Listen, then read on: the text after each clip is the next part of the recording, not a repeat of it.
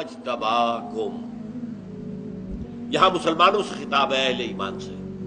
اس نے تمہیں چن لیا ہے، منتخب کر لیا ہے، کس کام کے لیے؟ بہت اہم نقطہ ہے یہ، کاش کہ یہ باتیں واضح ہو جائیں۔ یہ فلسفہ دین ہے۔ دیکھیے، جب تک نبوت کا سلسلہ جاری تھا، دو ہی کڑیاں تھیں رسالت کی، رسول ملک، رسول بشر، بات ختم۔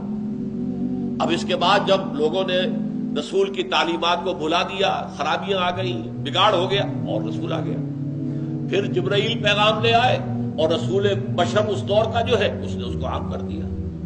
پھر کچھ عرصے کے بعد ایک اور، تو دو کڑیاں چلی آ رہی تھی، آدم سے لے کر حضرت محمد تک صلی اللہ علیہ وسلم۔ حضرت محمد پر آ کر سلسلہ رسالت ختم۔ اب کون کرے گا؟ یہ ہے نقطہ۔ اب ایک تیسری کڑی جوڑ دی گئی اس کے ساتھ، اور وہ ہے امت مسلمہ۔ اب آئندہ یہ کام امت کو کرنا ہے، امت محمد کو کرنا ہے۔ یہی وجہ ہے کہ هو اجتباکم، تم بھی اس سلسلے کے اندر منسلک کر لیے گئے ہو، تمہیں تیسری کڑی کی حیثیت سے سلسلہ نبوت و رسالت کے اندر جوڑ لیا گیا ہے۔ اب کوئی نبی نہیں آئے گا، کوئی رسول نہیں آئے گا۔ تمہارا کام ہوگا یہ کہ جو ہدایت کامل ہو گئی ہے قرآن مجید میں، اسے عام کرو، پھیلاؤ، ایک ایک فرد نوع بشر تک پہنچاؤ۔ اور تمہارے ذمہ ہوگا یہ کہ اللہ کے دین کا بول بالا کرو، پورے عالمی سطح پر، تمام عالم انسانیت پر اللہ کے دین کا جھنڈا لہراؤ، اور نظام خلافت علی منہاج نبوت قائم کرو۔ تو تم گویا کہ اب اپنے اس نصیب پر فخر کرو۔ آپ کو معلوم ہے کہ اگر کسی ملازم کی جو ترقی ہو جائے، سلیکشن گریڈ میں آ گئے، اب آپ جا کے اس کو مبارکباد دیتے ہیں کہ نہیں؟ اس اعتبار سے یہ امت محمد صلی اللہ علیہ وسلم اس سلیکشن گریڈ میں آ گئی کہ اب اس کی حیثیت صرف امت کی نہیں ہے، یہ سلسلہ رسالت کی کڑی بن گئی ہے۔ یہی وجہ ہے کہ آخری آیت میں الفاظ آئے، لِيَكُونَ الرَّسُولُ شَهِيدًا عَلَيْكُمْ وَتَكُونُوا شُهَدَاءَ عَلَى النَّاسِ، تاکہ رسول تو گواہ بن جائے تم پر، اور تم گواہی دو پوری نوع انسانی کے اوپر۔ لہذا سلسلہ رسالت اب جو ہے تین کڑیوں پر ہے۔ اللہ سے لائے جبرائیل، جبرائیل نے پہنچایا محمد کو صلی اللہ علیہ وسلم، محمد نے پہنچایا امت کو، امت کے ذمہ ہے پوری نوع انسانی کو پہنچانا۔ اس لیے کہ وما ارسلناک الا کافۃ للناس بشیرا ونذیرا، اے محمد ہم نے نہیں بھیجا ہے آپ کو مگر پوری نوع انسانی کے لیے بشیر اور نذیر بنا کر۔ آپ صرف عرب کے لیے نہیں آئے، قریش کے لیے نہیں آئے، جزیرہ نما عرب کے لیے نہیں آئے، آپ تو پورے عالم انسانیت کے لیے بھیجے گئے۔ قل یا ایھا الناس انی رسول اللہ الیکم جمیعا، کہہ دیجئے ڈنکے کی چوٹ، اے لوگوں میں تم سب کی طرف اللہ کا رسول بنا کر بھیجا گیا ہوں۔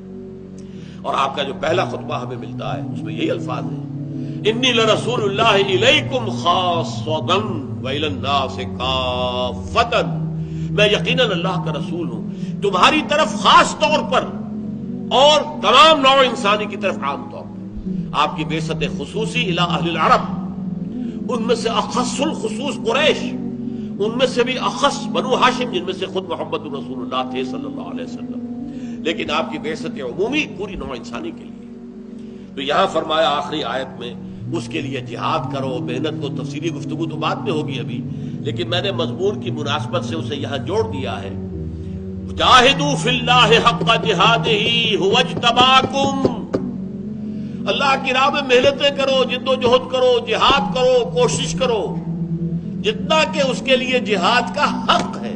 دیکھیے ایک ہی رکوع میں یا حق کا لفظ آیا، ما قدر اللہ حق قدرہ، نہیں پہچان پائے اللہ کو جیسا کہ اللہ کو پہچاننا چاہیے تھا، جیسا کہ اللہ کے پہچاننے کا حق تھا۔ اور جاہدوا فی اللہ حق جہادہ، جہاد کرو اللہ کی راہ میں جیسا کہ اس کے لیے جہاد کا حق ہے، جتنا اس کے لیے جہاد کا حق ہے۔ اور وہ کیوں؟ مبارک ہو تمہیں، تم سلیکٹ کر لیے گئے ہو، تم سلسلہ رسالت کی کڑی بن گئے ہو، تم اب صرف عام قوم نہیں ہو، عام انسان نہیں ہو، عام جو ہے کوئی دنیا کے انسانوں کا ایک گروہ اور انبوہ نہیں ہو، تم اب ایک سلسلہ رسالت کی تیسری مستقل کڑی ہو، کہ پہلی کڑی جبرائیل، دوسری کڑی محمد صلی اللہ علیہ وسلم، تیسری کڑی امت۔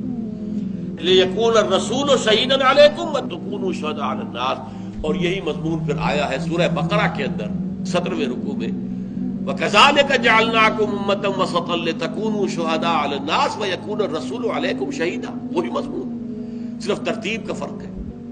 تو یہ نوٹ کر لیجئے، اصطفاء اور اجتباء کا فرق۔ تمام انبیاء اور رسل وہ مصطفیٰ ہیں، مجتبیٰ بھی ہیں۔ یہ امت جو ہے یہ مجتبیٰ ہو گئی ہے اب اس اعتبار سے کہ اسے بھی سلسلہ رسالت کی دو مستقل اور دائمی کڑیوں کے ساتھ ایک تیسری کڑی کی حیثیت سے شامل کر لیا گیا ہے۔